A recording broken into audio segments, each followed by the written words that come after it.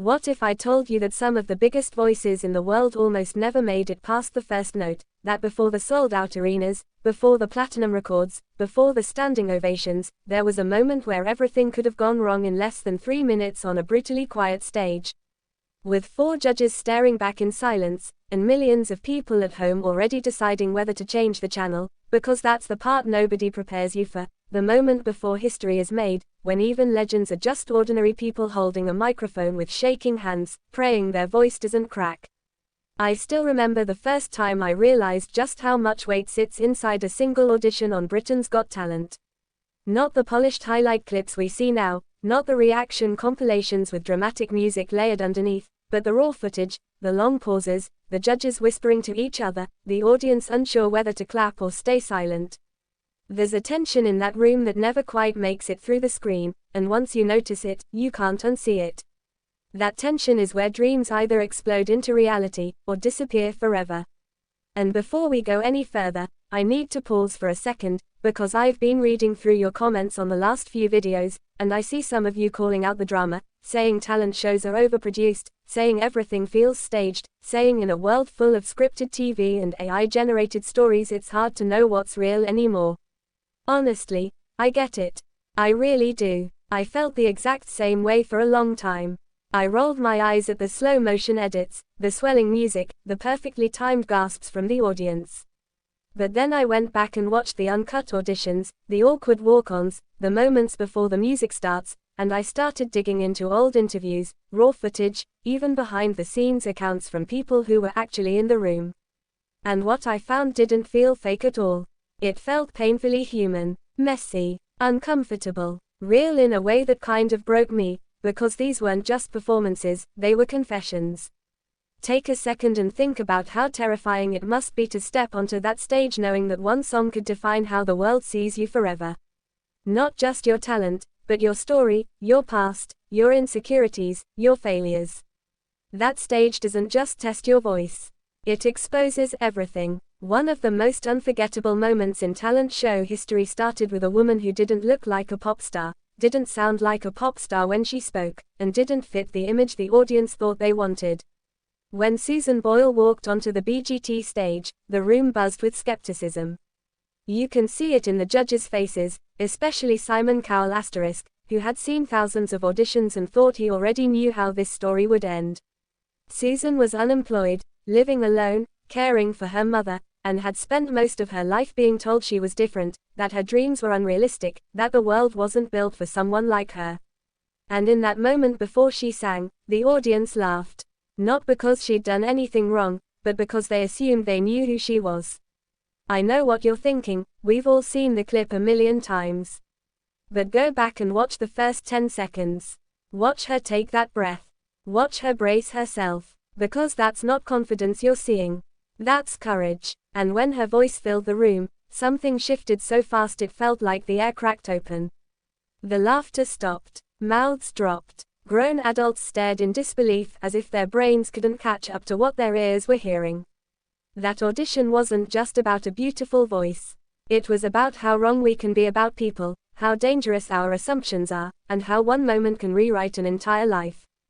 But here's the part people forget. That night didn't magically erase Susan's struggles. Fame didn't come with a handbook. Overnight attention turned into pressure, scrutiny, and a level of exposure she'd never been prepared for. Social media exploded. TikTok edits worshipped her voice. Twitter, or X as it's called now, turned into a battlefield with some fans defending her as a symbol of hope while others cruelly mocked her appearance and questioned whether she deserved the spotlight. Reddit threads argued endlessly about whether her success was genuine or just a viral moment. And Susan, the woman behind the voice, had to learn how to survive all of it while the world watched. And she wasn't alone. Years before Susan, there was a shy mobile phone salesman named Paul Potts. If you only know him as the man who stunned the judges with opera, you're missing the deeper story.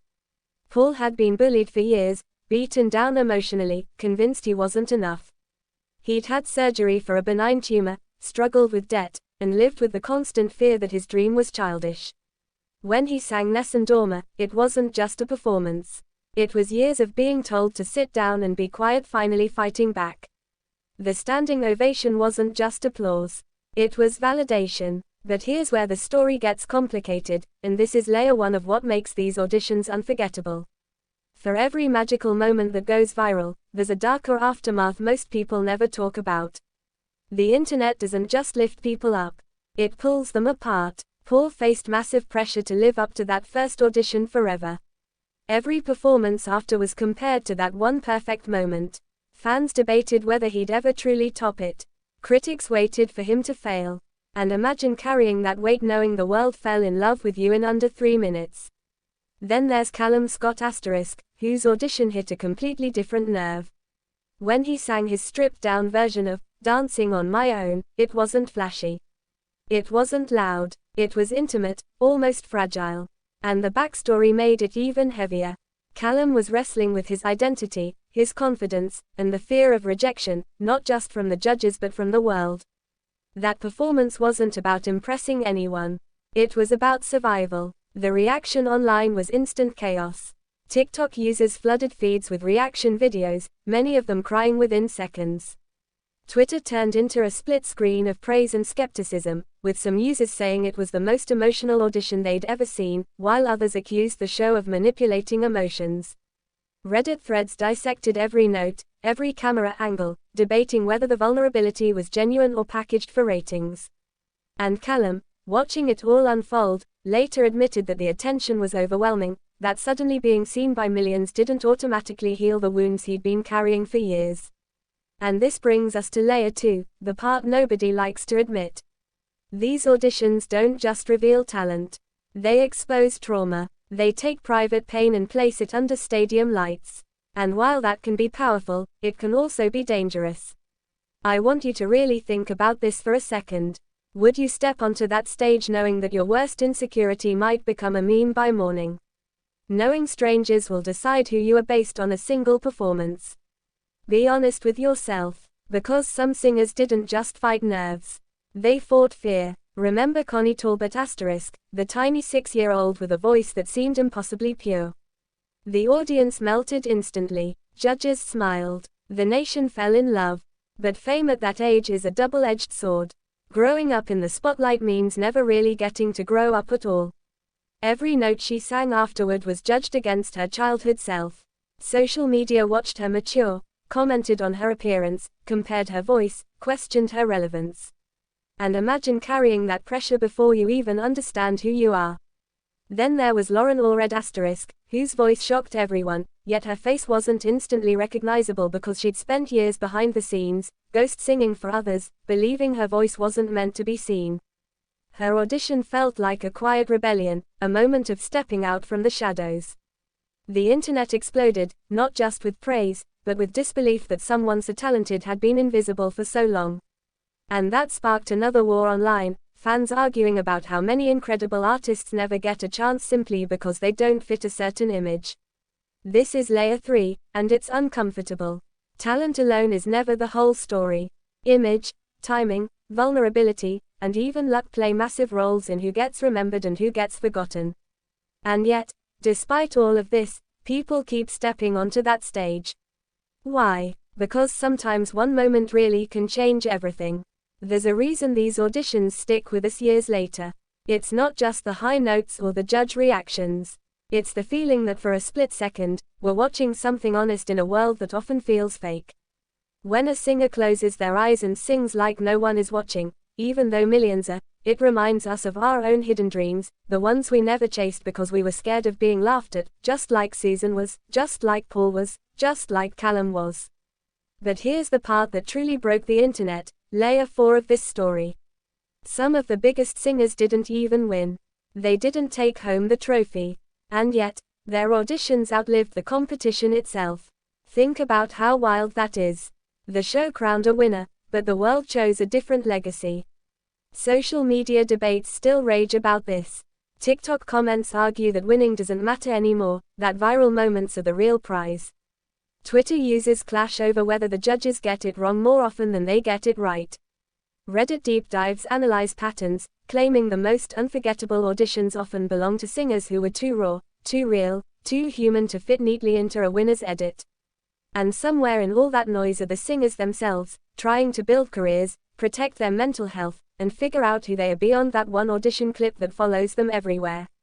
If you're still watching right now, if you've felt that lump in your throat remembering these moments, this is one of those times I'd quietly say, make sure you're subscribed and notifications are on, because these stories don't end when the music stops, and the next one we're covering might hit even closer to home than you expect. Because here comes the final layer, the one most people never see coming, and I want you to stay with me for this. The biggest secret behind the most memorable singer auditions isn't the voice. It's the timing. These moments happen when the world is ready to listen, when audiences are craving something real, when vulnerability feels like rebellion. Susan Boyle didn't just sing well. She shattered a stereotype at the exact moment society needed that mirror. Paul Potts didn't just perform opera. He reminded people that passion doesn't have an age or a job title. Callum Scott didn't just cover a song. He gave a generation permission to feel openly. And that's why these auditions last. Not because of production tricks. Not because of dramatic music. But because for a few minutes, the mask slips. And we recognize ourselves in someone brave enough to sing anyway. So now I want to ask you something, and really think before you answer. Which audition stayed with you long after the episode ended? Which voice still echoes in your head when you least expect it? And do you think you would have had the courage to step onto that stage if it were you? Drop your thoughts in the comments. I read more of them than you think. And if this story reminded you why you fell in love with music in the first place, stay right here with Talent Zone updates, because the next audition we talk about might just rewrite everything you thought you knew.